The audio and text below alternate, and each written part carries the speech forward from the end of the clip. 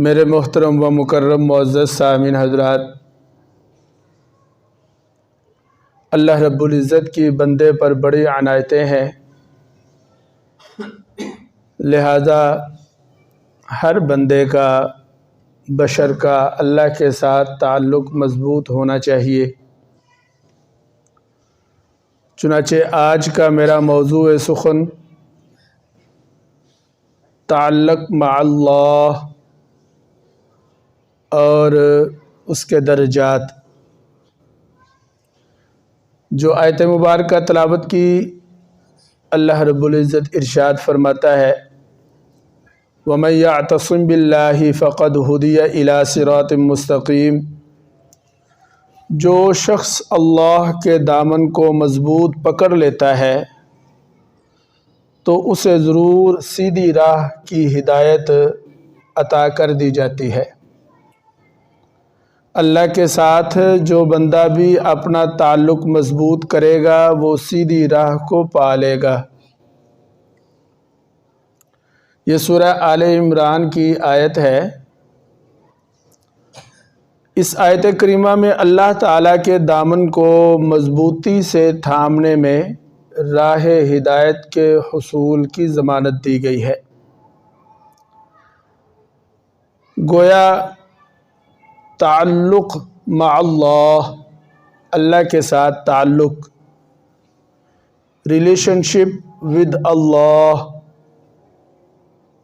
یعنی تعلق مع اللہ ہی سے راہ ہدایت نصیب ہوگی۔ لہذا جو شخص ہدایت کا طلبگار ہے اسے یہ چاہیے کہ وہ اللہ کے ساتھ اپنے تعلق کو مضبوط کرنے کی فکر کرے۔ اور یہ کوئی حدیث نہیں ہے کہ اس کے بارے میں ہم یہ کہہ دیں کہ ضعیف ہے، بلکہ یہ قرآن کی نص ہے، اور قرآن کی نص سے یہ ثابت ہو رہا ہے کہ ہدایت اسے ملے گی جس کا اللہ کے ساتھ تعلق ہوگا۔ چنانچہ فرمایا فقد ہدیہ، اسے ہدایت دے دی گئی، کوئی مشروط نہیں، کوئی اس میں کنڈیشن نہیں، بلکہ کیا ہے، ہدیہ، اسے ہدایت مل گئی۔ چنانچہ آئیے ہم ذرا اس بات کو سمجھنے کی کوشش کرتے ہیں کہ اللہ کا دامن تھامنے سے کیا مراد ہے، اور اللہ کا دامن کیسے تھاما جاتا ہے، اور اللہ تعالیٰ سے ایسا تعلق کس طرح قائم ہو سکتا ہے کہ جو انسان کو راہ ہدایت پر گامزن کر دے اور اس کے سیرت و کردار میں پھر تبدیلی آئے۔ ہر انسان کی زندگی کے 3 دور ہوتے ہیں، ہر انسان کی زندگی کے 3 دور، 3 راؤنڈ ہوتے ہیں۔ نمبر 1 ماضی، جسے ہم پاسٹ کہتے ہیں۔ نمبر 2 پریزنٹ، جسے حال کہتے ہیں، اور نمبر 3 فیوچر، جسے مستقبل کہتے ہیں۔ اس بات کی تعریف کی تو ضرورت نہیں کہ ماضی کسے کہتے ہیں، حال کسے کہتے ہیں، مستقبل کسے کہتے ہیں، سب جانتے ہیں۔ البتہ اگر کوئی شخص ان 3 زمانوں میں 4 کام کر لے تو انشاءاللہ تعالی اس کا اللہ کے ساتھ تعلق مضبوط ہوگا۔ میں نے عرض کر دیا کہ کوئی شخص بھی ان 3 ادوار سے باہر نہیں۔ یہ 3 دور ہیں، 3 زمانے ہیں۔ ایک ہمارا ماضی ہے، ایک ہمارا حال ہے، اور ایک آئندہ آنے والا کل ہے جسے مستقبل کہتے ہیں۔ ان 3 زمانوں میں نے کہا کہ 4 کام کریں گے انشاءاللہ۔ سب سے پہلے میں بات کرتا ہوں ماضی کی۔ اللہ اکبر، کبھی انسان کے ذہن میں یہ خیال آ جاتا ہے کہ ماضی میں مجھ سے بڑے گناہ ہو گئے، حکم عدولیاں ہوئیں، اللہ کے احکام کو توڑا، نمازوں کی پرواہ نہیں کی، حقوق اللہ کی پرواہ نہیں کی، حقوق العباد کی پرواہ نہیں کی، پھر جب بندے کو یہ خیال آتا ہے کہ اوہو میرا ماضی تو ایسے ہی گزر گیا، اب اس ماضی پر ہم نے کیا کام کرنا ہے، تو علماء نے لکھا کہ اپنے ماضی پر ہمیشہ استغفار کرتے رہیں، کہ ماضی پر استغفار ہو۔ دوسرا دور ہے یہ حال کا جس وقت ہم موجود ہیں،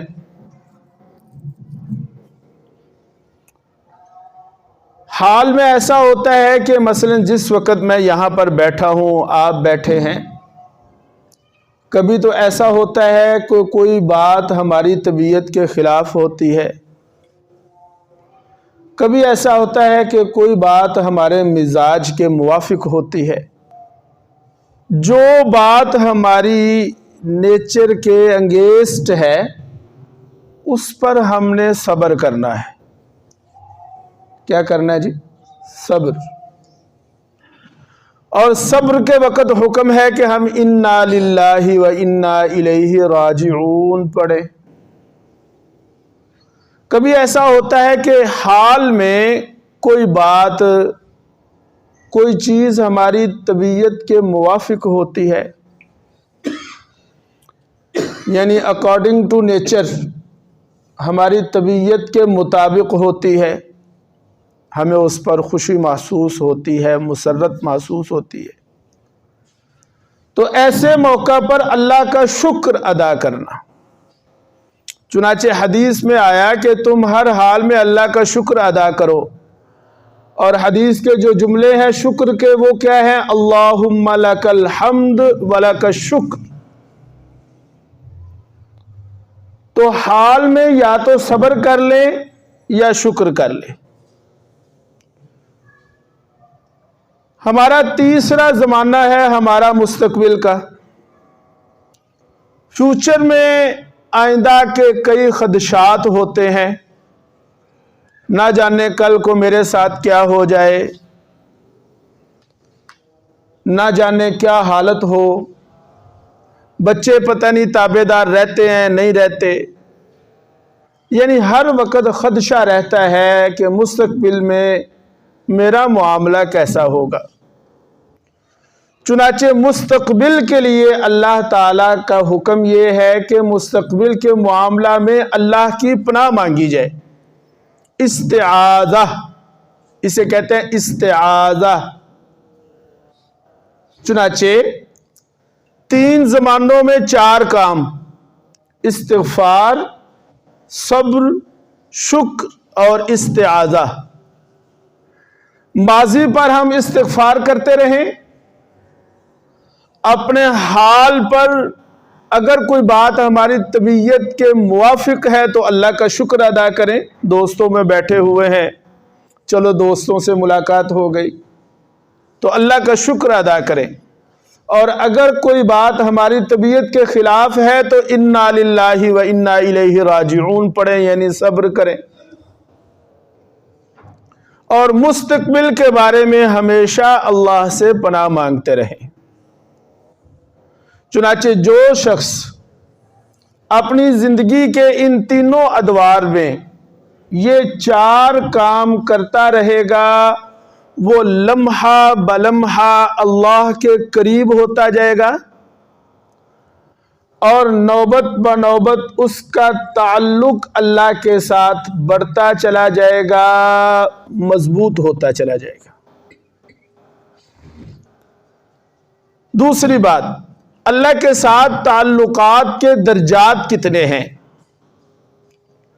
تو علماء نے لکھا کہ اللہ کے ساتھ تعلقات کے 3 درجے ہیں، 3 ڈگری ہیں، یعنی یوں سمجھیں کہ 3 ڈائمینشن ہیں۔ پہلا درجہ فرمایا من ارادنا اردنا، دوسرا درجہ من اراد منا اعطینا، اور تیسرا درجہ من احبنا احببنا۔ اب ان تینوں درجوں کی میں انشاءاللہ وضاحت کرتا ہوں۔ پہلا درجہ یہ ہے اللہ کے ساتھ تعلق کا، یا یوں سمجھیں کہ فرسٹ ڈگری کیا ہے؟ من ارادنا اردنا۔ اللہ اکبر۔ whoever intended we intend۔ جو شخص ہمارا ارادہ کرتا ہے ہم بھی اس کا ارادہ کر لیتے ہیں۔ تو تعلق مع اللہ کا پہلا درجہ، جو شخص بھی اللہ کا ارادہ کرتا ہے، یعنی جس کا دل خالصتاً اللہ کے ارادہ میں فنا ہو جاتا ہے۔ اب دیکھیں، آپ سمجھے ذرا اس بات کو کہ من ارادنا کا کیا مطلب ہے۔ اللہ اکبر۔ من ارادنا کا مطلب ہماری عام زبان میں کہتے ہیں کہ کسی کا ارادہ کرنا۔ جو کسی کا ارادہ کرتا ہے اسے مرید کہا جاتا ہے۔ تو جو کریں اسے کیا کہا جاتا ہے؟ مرید کہا جاتا ہے۔ جب بندہ نے اللہ کا ارادہ کر لیا تو وہ اللہ کا مرید ہو گیا۔ آگے کیا فرمایا؟ اردنا۔ اب اللہ فرماتا ہے کہ جو میرا مرید ہوتا ہے، میرا ارادہ کرتا ہے، فرمایا ہم بھی اس کا ارادہ کر لیتے ہیں۔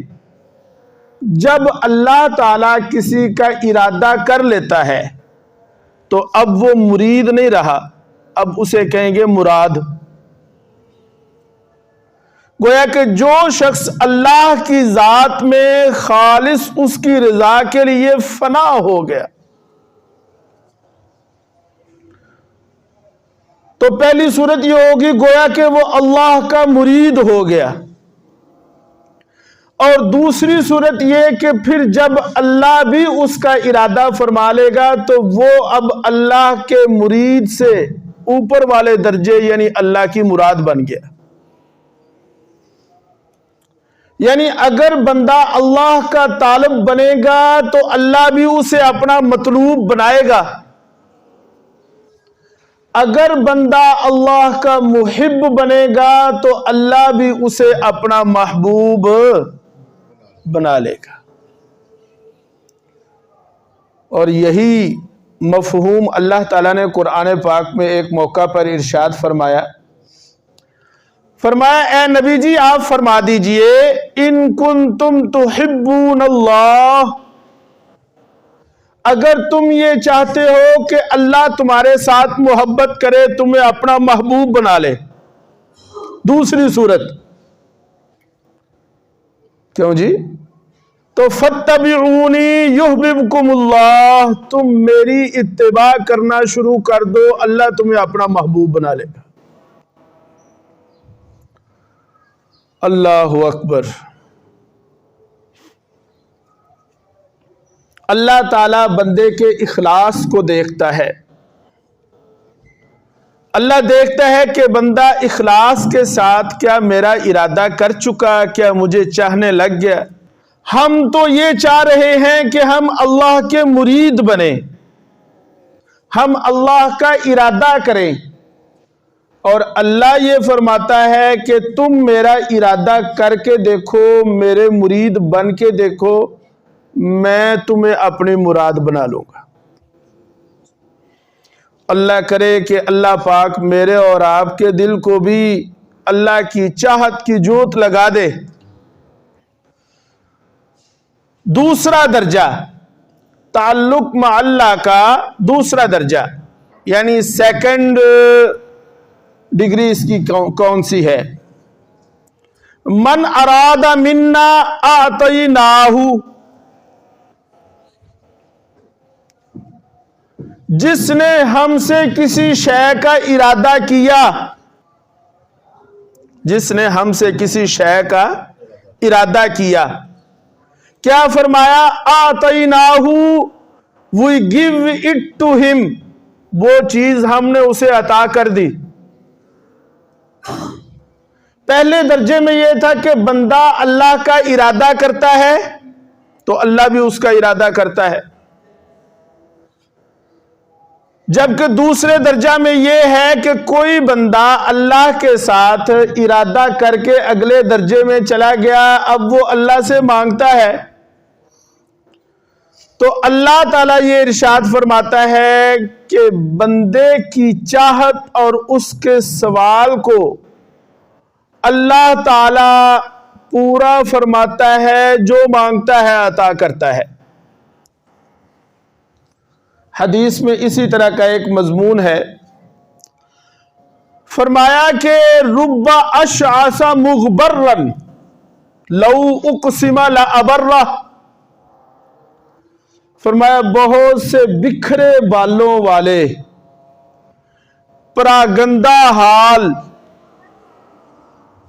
گرد آلود بالوں والے، گرد آلود لباس والے اللہ کے بندے ایسے ہیں کہ جب وہ اللہ تعالی سے کچھ مانگتے ہیں یا اللہ کی طرف سے کسی بات پر قسم اٹھاتے ہیں تو اللہ تعالیٰ ان کی قسم کی لاج رکھ لیتا ہے، پورا کر دیتا ہے. تو یہ دوسرا مقام تعلق مع اللہ کا، اس سے اوپر کا ایک تیسرا درجہ ہے، یعنی اس کی تھرڈ ڈگری، تیسرا مقام، تھرڈ پلیس. وہ کون سا ہے؟ فرمایا کہ من احبنا احببناہ ومن اکتفا بنا عما لنا کنا لہ وما لنا. جس نے ہم سے محبت کی، تیسرا درجہ، کہ جس نے ہم سے محبت کی. آپ ذرا پھر توجہ کریں، پہلے درجے میں یہ تھا کہ اللہ کا ارادہ کرنا، اللہ کی طرف بڑھنا، اللہ کو چاہنا. پھر دوسرے درجے میں یہ ہوا کہ جب اللہ کا ارادہ خالص اللہ کی رضا کے لیے ہو گیا تو اب کیا ہوگا؟ فرمایا اب یہ ہوگا کہ اللہ تعالیٰ سے یہ بندہ جو بھی مانگے گا اللہ اسے عطا کرے گا. اب تیسرا درجہ اللہ کے ساتھ تعلق کا یہ ہے، فرمایا جس نے ہم سے محبت کی. اللہ فرماتا ہے جو ہم سے محبت کرتا ہے پھر ہم بھی اس سے محبت کرنا شروع کر دیتے. We begin to love it. اللہ تعالیٰ بھی اس سے محبت کرنا شروع کر دیتا ہے، اللہ اسے اپنا محبوب بنا لیتا ہے. اور آگے فرمایا وَمَنِ اكْتَفَى بِنَا عَمَّا لَنَا، اور جس نے جو کچھ ہمارے پاس ہے اس پر قناعت کر لیا. تو فرمایا جو کچھ ہمارا ہے وہ بھی اس کا ہو گیا. جو کچھ ہمارے پاس ہے اگر کوئی بندہ اس پر قناعت کر لے، کیوں جی؟ تو اللہ تعالیٰ فرماتا ہے کہ پھر جو کچھ ہمارے پاس ہے وہ بھی اس کا. لا الہ الا اللہ. اسے کہتے ہیں رضا بالقضاء، اللہ کی رضا پر راضی ہونا. جب کوئی بندہ تعلق مع اللہ میں اس درجہ پر پہنچ جاتا ہے کہ وہ اللہ کی ہر بات پر راضی ہوتا ہے، اللہ کی ہر بات پر. کتابوں میں لکھا ہے کہ ایک بستی کی طرف سیلاب آ رہا تھا. اس بستی میں ایک اللہ والے رہتے تھے. وہ جو اللہ والے تھے ان کے پاس لوگ آئے اور آ کر کہنے لگے کہ حضرت دعا کریں سیلاب آئے گا بستی کو بہا کر لے جائے گا. وہ اللہ والے تعلق مع اللہ کے اس تیسرے درجے پر تھے کہ اللہ کی رضا پر ہی راضی ہونا. چنانچہ انہوں نے کیا کیا؟ انہوں نے کسی پکڑی اور پانی کے لیے اور ڈلان بنانی شروع کر دی. لوگوں نے کہا کہ حضرت یہاں تو بند باندھنا چاہیے، آپ تو پانی کے لیے اور رستہ ہموار کر رہے ہیں. تو فرمایا کہ اللہ اگر یہ چاہتا ہے کہ اس طرف پانی آئے تو جو اللہ کی چاہت ہے وہ میری چاہت ہے. لہذا اگر اللہ چاہتا ہے کہ پانی اس بستی کو بہا کر لے جائے تو میں کیوں رکاوٹ بنوں؟ رضا بالقضاء.